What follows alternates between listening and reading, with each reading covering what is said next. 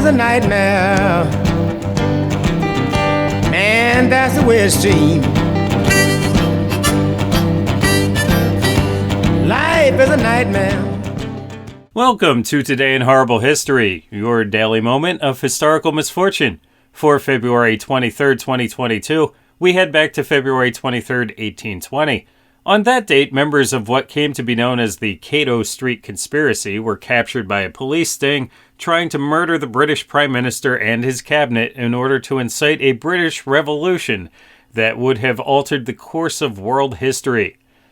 In 1820, Britain was suffering an economic downturn in part owing to the burden of the costs of the recently concluded Napoleonic Wars.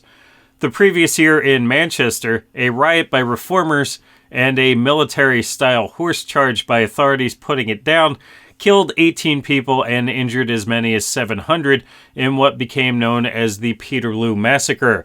In response to that, Parliament passed what are called the Six Acts, 6 pieces of legislation which crack down on the rights of the British public to assemble, speak, and own personal firearms.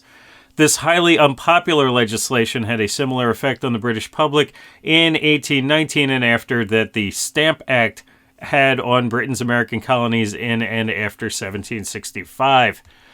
At the same time, in 1820, King George III, who had been monarch for most people's lives, died.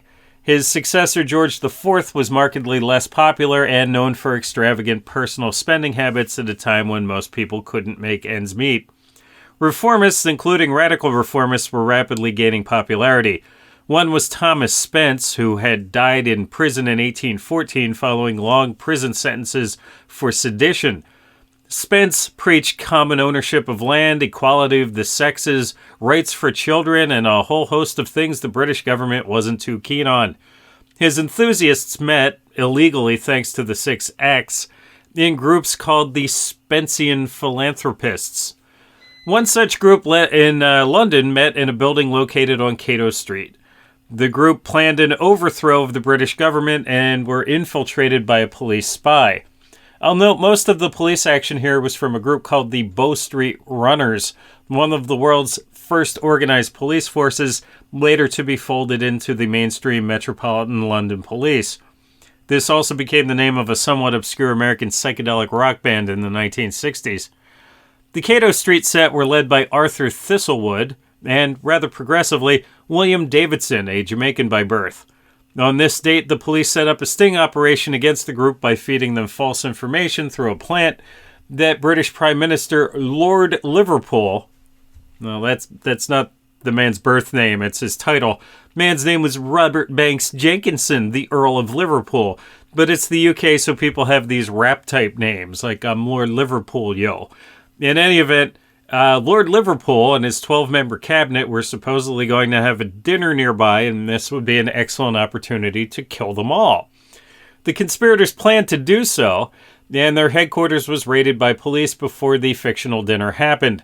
Thistlewood killed a police officer in the ensuing scuffle, and a few members did manage to get away temporarily out of a window, although all 13 were eventually captured. The revolt was rather well organized. Sympathetic workers as far as the north of England were prepared to begin a general rebellion upon the news of the cabinet being murdered. Instead, the 13 were tried for high treason. No one ever seems to be charged with low treason. And most were sentenced to death, although a few were sentenced to transportation to Australia, which at the time was less a vacation and more an almost as bad as death sort of thing. Some of the men were sentenced to death by the medieval barbarism of drawing and quartering, that is to say, having horses tied to your limbs run in 4 directions while your intestines are torn out, but perhaps sensing that this was not the best way to prove that life in Britain was perfectly fair as it was, the authorities reduced the sentence to just a standard hanging. The hanging, which was a popular event, a good viewing spot cost 3 guineas, was conducted by veteran British hangman John Foxton, who killed about 500 people for a living in his career at the infamous Newgate prison. After about half an hour of dangling, the men's bodies were cut down, and their heads were removed by an unnamed black hooded figure using a quote-unquote small knife, who would hold each head up for the crowd to boo and hiss at. This is what people did before they had cable TV and the internet. As a bonus nasty, the hangings took place on May Day, normally a joyous occasion, and Britain's elite were depicted, as here, enjoying the display of the heads. As for Britain, well, they have posthumously honored Spence as a reformer who contributed to making life better, but as for that rebellion, we're still waiting. Be sure to like this video and subscribe to the channel for more Today in Horrible History. Remember that after a brief visit, the rest of your day can only seem better by comparison. Life is a nightmare. Man, that's the way it seems. Life is a nightmare.